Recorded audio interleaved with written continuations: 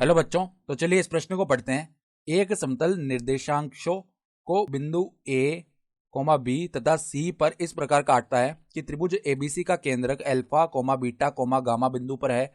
सिद्ध कीजिए कि समतल का समीकरण beta gamma X plus gamma alpha Y plus alpha beta Z बराबर 3 अल्फा बीटा गामा। तो यहाँ पर देखो, हमें बताया गया है कि एक समतल है जो निर्देशांक है उनको बिंदु ए, बी, सी पर काट रहा है और त्रिभुज एबीसी का हमें केंद्रक उसके निर्देशांक भी दिए हुए हैं। ठीक है, तो हमें सिद्ध करना है कि समतल का समीकरण ये होगा। तो प्रश्न में आगे बढ़ने से पहले इस प्रश्न से संबंधित जो मुख्य उदाहरण है उसकी हम चर्चा कर लेते हैं। तो देखो मुख्य उदाहरण देखो, एक्स, वाई, जेड अक्षों पर क्रमशः ए, बी, सी अंतःखंडों वाले समतल का समीकरण कैसे लिखते हैं हम? समतल का समीकरण, देखो समतल का समीकरण अंतःखंड रूप में क्या होता है? एक्स बट्टा ए प्लस में वाई बट्टा बी प्लस में जेड बट्टा सी बराबर में 1, ये होता है। ठीक है, तो अब हमें क्या बताया कि ये जो समतल है ये निर्देश अक्षों को, जो हमारे पास निर्देशांश है उनको बिंदु ए, बी, सी पर काट रहा है। तो एक्स अक्ष को जहां पे ये काटेगा, एक्स अक्ष पर क्या होता है? वाई निर्देशांक और जेड निर्देशांक शून्य होते हैं।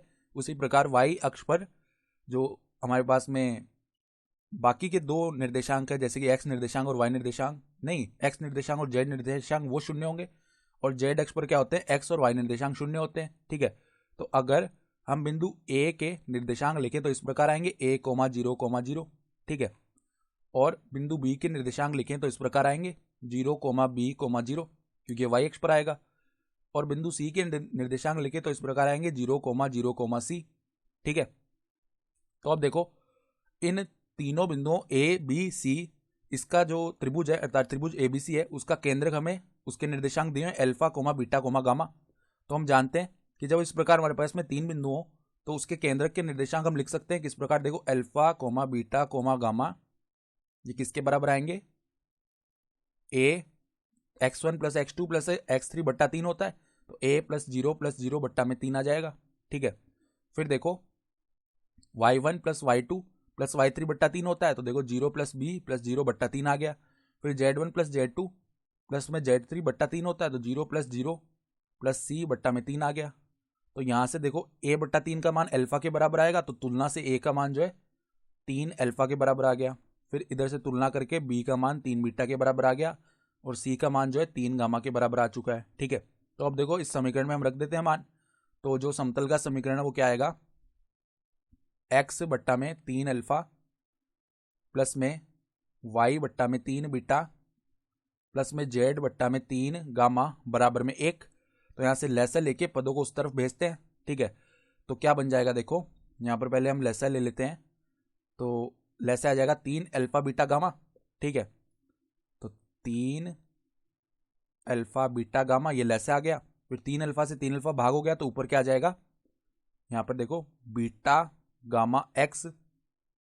फिर देखो 3 बीटा से 3 बीटा भाग हो गया, तो ऊपर क्या आ जाएगा? ऊपर आ जाएगा हमारे पास में गामा अल्फा वाई। ठीक है, फिर प्लस में देखो 3 गामा से 3 गामा भाग हो गया, तो ऊपर क्या आ जाएगा? अल्फा बीटा जेड, ये बन गया, बराबर में 1 है।